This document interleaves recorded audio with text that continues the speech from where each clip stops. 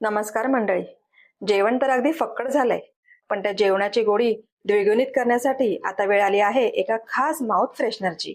असं म्हणतात की भारतीय पाहुणचार पानाशिवाय पूर्ण होत नाही, पण आज मी हेच पारंपरिक पान एका मॉडर्न ट्विस्टमध्ये घेऊन आले आहे.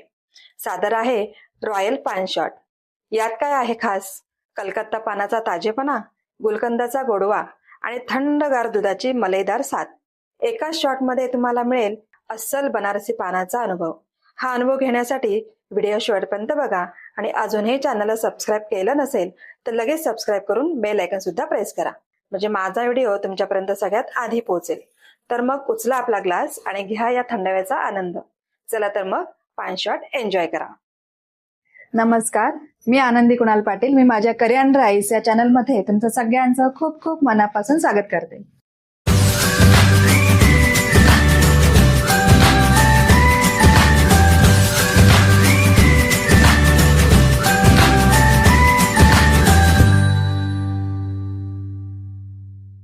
पान शॉटसाठी आपण काय साहित्य घेतले ते बघूया.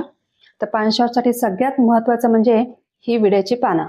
हिला नागवेलीची पानं असंही म्हणतात. तर ही आपल्याला एक साधारण 15 ते 20 पानं आपल्याला घ्यायची. त्याच्यानंतर 2 टेबलस्पून एवढं मी गुलकंद घेतलेलं आहे. त्याच्यानंतर 1 टेबलस्पून एवढी बडीशेप घेतलेली आहे. 4 वेलची, हिरव्या वेलची घ्यायची 4. मी ओलं खोबरं घेतलेलं आहे. सुकं खोबरं वापरलं तरी सुद्धा चालेल. 1 कप व्हॅनिला आईस्क्रीम घ्यायचे आपल्याला आणि दूध आवश्यकतेनुसार.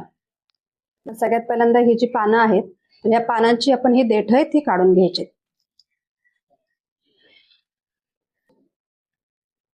आता मिक्सरचं भांडं घेतलंय. त्या भांड्यामध्ये आपल्याला ही पानं जी आहेत ती सगळी आपल्याला तोडून त्याच्यामध्ये घालायची.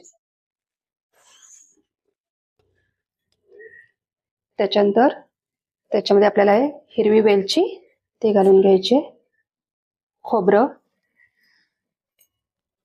आणि बडीशेप सुद्धा घालून घ्यायची. त्याच्यानंतर 2 टेबलस्पून हे गुलकंद आहे.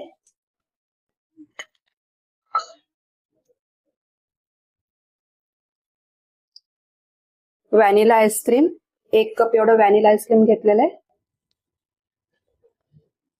आणि थोडस आपल्याला आता याच्यामध्ये दूध घालून घ्यायचं. आता खूप दूध घालायचं नाही, लागेल तसं आपण थोडं थोडं दूध घालून आता हे सगळं आपल्याला मिक्सरवर पेस्ट करून घ्यायचे. हे बघा, आता आपण हे मिक्सरवर मी पेस्ट करून आणलेली आहे, तुम्ही पाहू शकता. आता ह्याच्यामध्ये मी थोडासा फूड कलर घालणार आहे. हा कलर ऑप्शनल आहे, तुम्हाला हवा असेल तर तुम्ही घालू शकता, नको असेल नाही घातला तरी सुद्धा चालेल, पण मी कलरसाठी थोडंसं घालणार आहे. त्याच्यामध्ये छोटेसे 2 चमचे घालते. पुन्हा एकदा मिक्सरवर मी ते फिरवून घेणार आहे.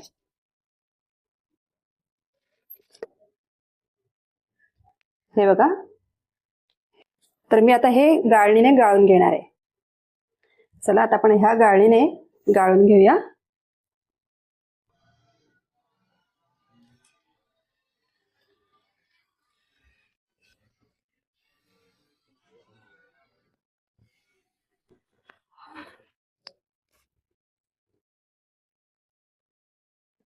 हे बघा, आपलं हे सगळं आता गाळून झालंय आणि हा एवढा त्याचा चौथा उरलेला आहे. हा आता आपल्याला हात असा नुसताच खाला तरी सुद्धा चांगला लागतो, किंवा तुम्ही असं नाही खाला तरी सुद्धा चालेल. हे बघा, आपलं हे आता पान शॉट तयार आहे. हे बघा, एवढी आपल्याला त्याची कन्सिस्टन्सी हवी आहे. आता हे आपलं पान शॉट रेडी आहे. आता हे फ्रीज मध्ये ठेवायचंय, थंडगार करायचंय आणि त्याच्यानंतर आपण ते सर्व करणार आहे.